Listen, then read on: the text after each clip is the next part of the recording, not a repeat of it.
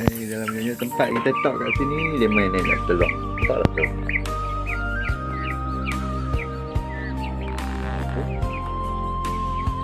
Dia nak keluar lah tu.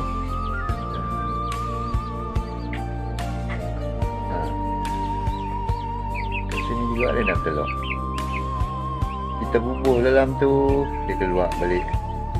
Sebenarnya tempat tu bukan boleh keluar tu, tapi dia memang agresif. Kalau dia nak telok kat sini lah. Tu kita biar je lah.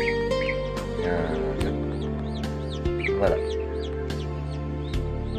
Oh, dia beneran. Kita tengok. Oh, Alhamdulillah. Dah keluar lah. Fresh, telur fresh. Nampak tak? Besar tu. Saya tak salah. Aduh, kaya dia. Alhamdulillah rezeki. Okay, duduk main tak sedap lagi. Baru 2 hari. Okay, minggu kat dalam ni kita kurung set. Nampak mata tu.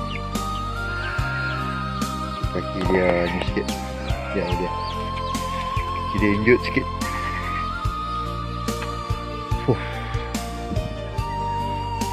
Panas kemarin, alhamdulillah hari ni semalam hujan juga. Akhirnya, ya Allah, akhirnya hujan juga. So banyaklah kerja nak kena buat ni. Tapi dah dekat nak raya ni, kena hak mana dulu kah, buat penting dulu, settle kan. Dekat rumah pun nak kena settle juga. So kita settle dulu yang mana yang penting kan. Macam telaga okey lah, alhamdulillah kita dah boleh cedok ayak untuk siram pokok lah. Yang pokok mati, dia hujan. Hidup main dalam ni, mana grup pun mana kan. So pisang-pisang batang yang mana kita dah ambil tu kita cincang dulu, biar dia kering dulu, jemput nanti kita bakar. Dia kena buat macam tu baru dia cepat lah kan.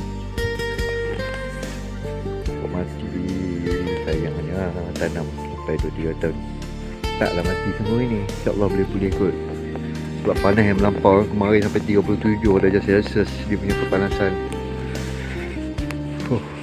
Alhamdulillah. Kita duduk relax nak makan. Jom kita balik-balik selesaikan usaha rumah pula dulu.